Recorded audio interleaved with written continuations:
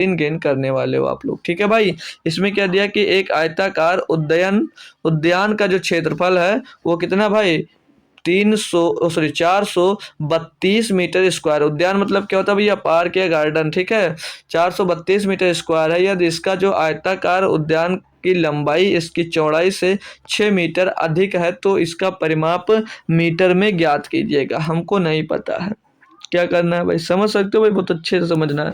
तो एक आयताकार उद्यान है, उसका जो क्षेत्रफल हमको दिया गया था, लेकिन क्षेत्रफल क्या होता है भैया, लंबाई गुणे चौड़ाई। तो यदि इसका जो आयताकार उद्यान की लंबाई इसकी चौड़ाई से 6 मीटर अधिक है तो इसकी मैं लंबा मतलब जो चौड़ाई है उस चौड़ाई को मैं लोग क्या मान लेता हूँ हम लोग भाई, चौड़ाई को हम लोग मान लेंगे यक्स। चौड़ाई को अगर हम लोग यक्स मान लेते हैं तो इसकी जो लंबाई होगी, जो यल होगी, वो कितनी हो जाएगी भैया, इससे 6 मीटर ज़्यादा, यानी कि यक्स प्लस 6 हो जाएगी। क्या हो जाएगी, एक्स प्लस 6 हो जाएगी। अब अगर हम लोगों को भैया क्या क्षेत्रफल निकालना है आयत का, तो लंबाई गुणा चौड़ाई कर देते हैं, तो इनका गुणा कर देंगे आपस में, इनका आपस में गुणा करवा दीजिएगा। ठीक है, इनका हम लोग आपस में गुणा करवा देंगे, तो एक्स स्क्वायर और प्लस का 6x हो जाएगा, प्लस का 6x हो जाएगा मेरे दोस्त।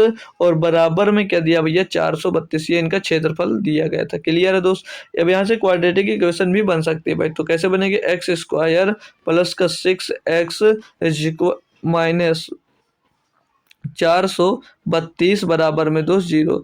अब ऐसा इनका गुणनखंड करना है कि जोड़ने घटाने पर कितना आ जाए भैया, 6 आए। कितना आए, 6 आए। तो इनका गुणनखंड करने के लिए क्या करोगे भाई, तो इसमें से कुछ अगर कॉमन लेकर भी हम लोग काम चला सकते हैं भाई, है ना भाई, कॉमन लेकर भी काम चला सकते हैं, बाकी गुणनखंड भी किया जा सकता है। अगर गुणनखंड करना बताऊं मैं कैसे करोगे इसको, तो 432 को भैया डिवाइड कर लीजिएगा, 2 से काटेंगे, 2 दूनी 4, 2 एकन्नम 2, 2 छंग 12, फिर से 2 से काटेंगे, 2 एकन्नम 2, 0, 2 अट्ठे 16, फिर 2 से काटेंगे 54 बार जाएगा, फिर 2 से काटेंगे भाई ये 27 बार जाएगा। कितनी बार जाएगा, 27 बार जाएगा। तो एक बार मिनट इसको चेक करता हूँ, 2 दूनी 4, दूनी 8, दूनी 16, 16 और 27 के बीच का अंतर तो भैया 11 का आ रहा है, यानी कि इसको भी नहीं लेना है। तो 3 से काटेंगे, 3 9 27, फिर से 3 से काटेंगे भैया, 3 बार जाएगा, फिर से 3 से काट देंगे। तो अब इसमें से हमको कुछ बनाना है कि उनका डिफरेंस जो हो भाई वो कितना आ जाए, 6 का आ जाए। तो 3 त्रिका 9, दूनी 18, 3 दूनी 6, दूनी 12, दूना 24, 24 और 18 का भैया बन रहा है, 24 और 18 का बन रहा है। तो 24 और 18 हो जाएगा, क्या हो जाएगा भैया, एक्स स्क्वायर माइनस का 18 एक्स माइनस का 18x और प्लस का 24x हो जाएगा। कितना जाएगा भैया, प्लस का 24x हो जाएगा। होप करूंगा समझ में आ गया होगा भाई, माइनस का 432।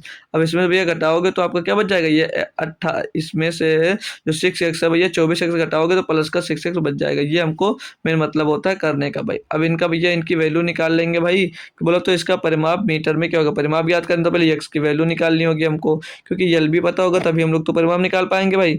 तो एक ब्रैकेट में अगर x हमने कॉमन ले लिया तो क्या बचेगा, x माइनस का 18 बचेगा भाई, और दूसरे ब्रैकेट में अगर हमने 24 कॉमन ले लिया तो क्या बचेगा, x माइनस 24 सेकंड में 24 बचेगा, 24 48 होता है, 5 19 192, 24 अट्ठे 192, कितना आएगा 18।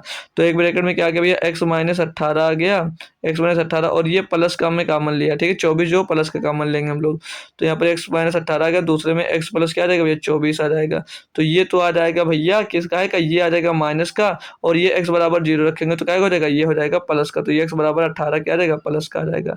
तो ऑप्शन नंबर कौन सा सही है, ऑप्शन नंबर अभी तो सही नहीं पता है हमको। तो इसका परिमाप यानी कि क्या बचा, पेरीमीटर पूछा जा रहा है।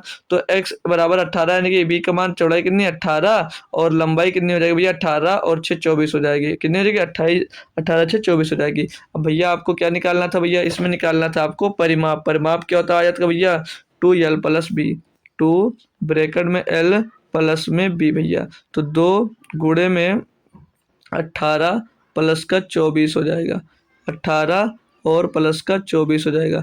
तो 2 गुणे 24 और 18 कितना होता है भैया, हो जाता है 42। तो 42 गुणे 2 कितना हो जाएगा, 84 हो जाएगा, जो कि ऑप्शन नंबर भाई सी में हमको दिया गया था। होप करूंगा क्वेश्चन लाजवाब तरीके से था, आपने अच्छे से इसको सॉल्व कर लिया होगा, कोई भी परेशानी दिक्कत नहीं आई होगी, है ना भाई।